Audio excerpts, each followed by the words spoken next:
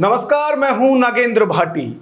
देश के सबसे बड़े राज्य उत्तर प्रदेश में यूं तो चुनाव 2027 में होने हैं, लेकिन सियासी हलचल अभी से ही तेज है। यदि हम पीडीए की राजनीति की बात करें तो समाजवादी पार्टी या यूं कहें कि गठबंधन पहले ही साफ कर चुका है कि वो पीडीए की सियासत करेंगे। अब पीडीए की यदि बात करें तो इसमें पिछड़े, दलित और अल्पसंख्यक लोग हैं, और समाजवादी पार्टी और उसके राष्ट्रीय अध्यक्ष अखिलेश यादव जिस तरह से लगातार साफ तौर से कहते रहे हैं कि वो हर मोर्चे पर दलित, पिछड़े और अल्पसंख्यकों के हक हुकूक की लड़ाई लड़ते रहेंगे। और उनका चुनावी मुद्दा भी ये है, जब 2027 में चुनाव होंगे तो उस वक्त साफ कर चुके हैं अखिलेश यादव कि उनका मुद्दा पीडीए ही होगा। और जिस तरह से 2024 के लोकसभा चुनाव में इसी मुद्दे के साथ समाजवादी पार्टी को बड़ी सफलता मिली है, उससे यह साफ हो गया है कि 2027 का यूपी विधानसभा चुनाव भी वो इन्हीं मुद्दों के साथ लड़ेंगे, यानी कि दलित, पिछड़े और अल्पसंख्यक की जो लड़ाई है वो खास तौर से उनके मुद्दों में रहेगी।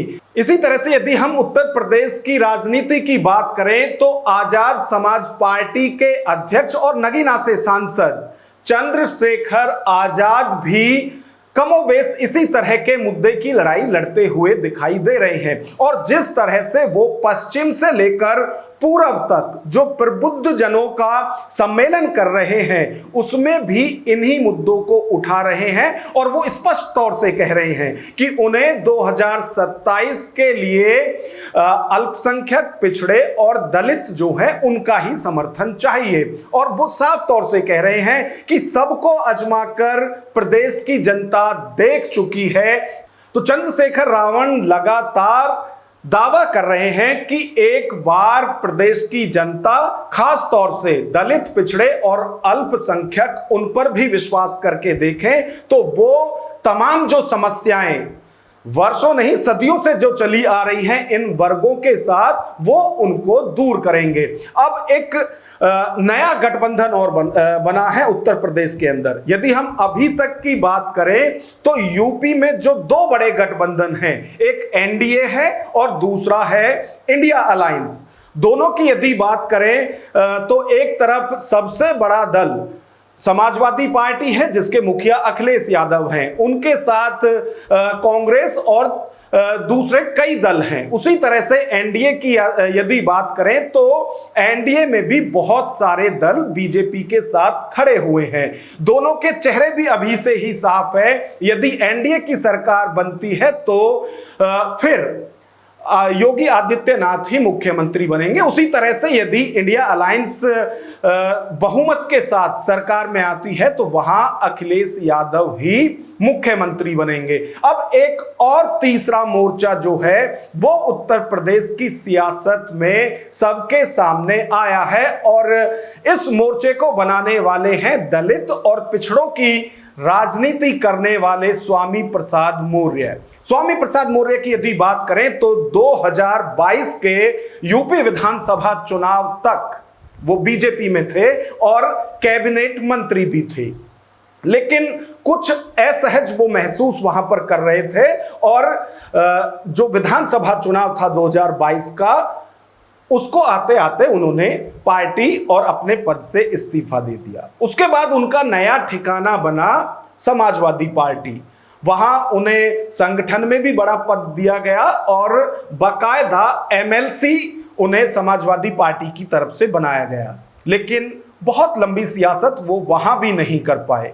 और फिर जो 2024 का आम चुनाव था, लोकसभा चुनाव था, उस तक पहुंचते पहुंचते उनका समाजवादी पार्टी से भी मन खट्टा हो गया। फिर उन्होंने अपना जनता दल के नाम से अपनी पार्टी बनाई, और अब जो खबरें हैं, जैसा कि स्पष्ट वो प्रेस कॉन्फ्रेंस के जरिए कर चुके हैं, अब यदि बात करें तो स्वामी प्रसाद मौर्य ने यूपी की सियासत में एक तीसरा मोर्चा बनाया है, और इस मोर्चे को नाम दिया गया है लोक मोर्चा। इसमें सिर्फ स्वामी प्रसाद मौर्य की खुद की पार्टी नहीं है, बल्कि उत्तर प्रदेश में अलग अलग जातियों की राजनीति करने वाले, सियासत करने वाले 9 संगठन और हैं। तो स्वामी प्रसाद मौर्य ने 9 संगठन मिलाकर एक थर्ड फ्रंट बनाया है, जिसे नाम दिया गया है लोक मोर्चा। और सबसे बड़ी बात यह है कि इन सभी 9 संगठनों ने मिलकर 2027 के उत्तर प्रदेश विधानसभा चुनाव के लिए उन्हें मुख्यमंत्री का चेहरा भी चुन लिया है। यानी कि यदि लोक मोर्चा की सरकार बनती है, यदि इन्हें बहुमत मिलता है 2027 के विधानसभा चुनाव में, तो उत्तर प्रदेश के मुख्यमंत्री स्वामी प्रसाद मौर्य होंगे। ये वो कॉन्फ्रेंस में भी साफ कर चुके हैं कि किसी को इससे कोई दिक्कत नहीं है। आज यहां पर 9 पार्टियों के राष्ट्रीय अध्यक्ष और संस्थापक यहां इकट्ठे हैं। उनको मैं धन्यवाद देता हूं कि उन्होंने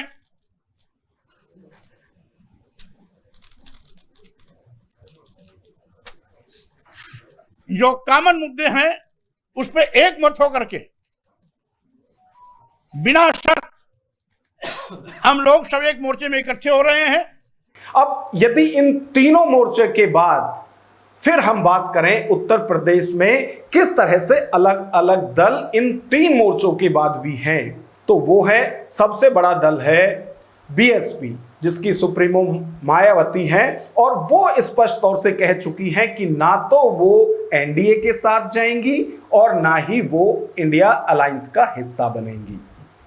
और जो थर्ड फ्रंट अभी नया नया बना है लोक मोर्चा, उसमें तो जाने की दूर दूर तक कोई कल्पना भी नहीं करे, क्योंकि अभी एक ट्वीट में स्वामी प्रसाद मौर्य और चंद्रशेखर रावण के नाम लिए बिना उन्होंने कहा था कि नए नए दल बसपा को नुकसान पहुंचाने के लिए बनाए जा रहे हैं।